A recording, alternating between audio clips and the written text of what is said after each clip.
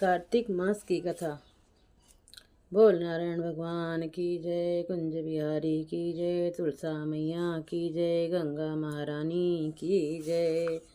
कार्तिक मास का कथा का पहला अध्याय। नैमिषारण्य तीर्थ में श्री सूत जी महाराज 88,000 शौनकादिक ऋषियों से बोले, अब मैं आपके सामने कार्तिक महात्म्य की श्रेष्ठ कथा करता हूँ, जिसे सुनकर मनुष्य सब प्रकार के पापों से छूटकर वैकुंठ को प्राप्त कर लेता है। सूत जी ने कहा, श्री कृष्ण जी से आज्ञा लेकर नारद जी से चले जाने पर सत्यभामा प्रसन्न होकर श्री कृष्ण से बोली, हे नाथ, मेरा जीवन सफल हो गया। मेरे माता पिता भी धन्य हैं, जो आपकी 16,000 रानियों में मैं अत्यधिक प्यारी हुई। मैंने वह कल्पवृक्ष आदि आपके साथ नारद जी को विधि पूर्वक दान में दे दिया, परंतु वही कल्पवृक्ष मेरे घर में सदा लहराया करता है, जिसकी बात को मृत्यु लोक में कोई भी स्त्री नहीं जानती। हे स्वामी, अब मैं आपसे पूछना चाहती हूँ, सो विस्तार पूर्वक कहिए, जिसे सुनकर मैं अपने हित कार्य करूं, जिसके करने से कल्प पर्यंत भी आप मुझसे विमुख न हो। सूत जी ने कहने लगे, सत्यभामा के ऐसे वचनों को सुनकर श्री कृष्ण जी हंसते हुए सत्यभामा की बाह पकड़कर कल्पवृक्ष के नीचे गए और बोले, हे प्रिय, 16,000 स्त्रियों में से मुझे तुम प्राणों से के समान प्यारी हो। तुम्हारे लिए देवताओं और देवराज इंद्र से भी मैंने विरोध किया था। उस महा अद्भुत वार्ता को सुनो।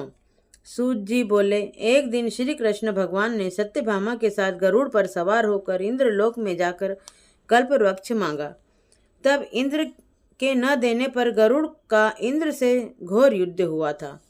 हे प्रिय, जब मैं तुम्हें हर चीज दे सकता हूँ, हर एक कार्य पूरा कर सकता हूँ, तो क्या तुम्हारे आश्चर्यजनक प्रश्न का उत्तर न दूंगा?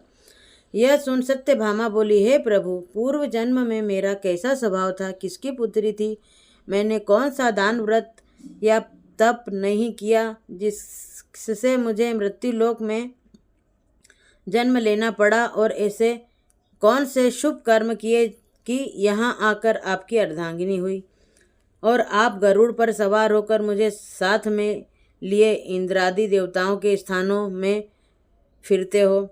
तब भगवान बोले, हे कांते, तुम पूर्व जन्म में किसकी पुत्री थी, कौन से पुण्य और व्रत आदि तथा शुभ कार्य किए तुमने, वह सब कहता हूँ। पूर्व समय में सतयुग में, अंत में मायापुरी में, अत्रि गोत्र में वेदों और यज्ञों का जानने वाला वेद शर्मा नाम का ब्राह्मण रहता था। वह रोज अतिथियों की सेवा, हवन और सूर्य भगवान की पूजा किया करता था, इसलिए सूर्य की तरह तेजस्वी था। उस ब्राह्मण के बुढ़ापे में एक गुणवती नाम की कन्या हुई, जिसका विवाह उस पुत्रहीन ब्राह्मण के ने अपने चंद्र नाम के शिष्य के साथ कर दिया।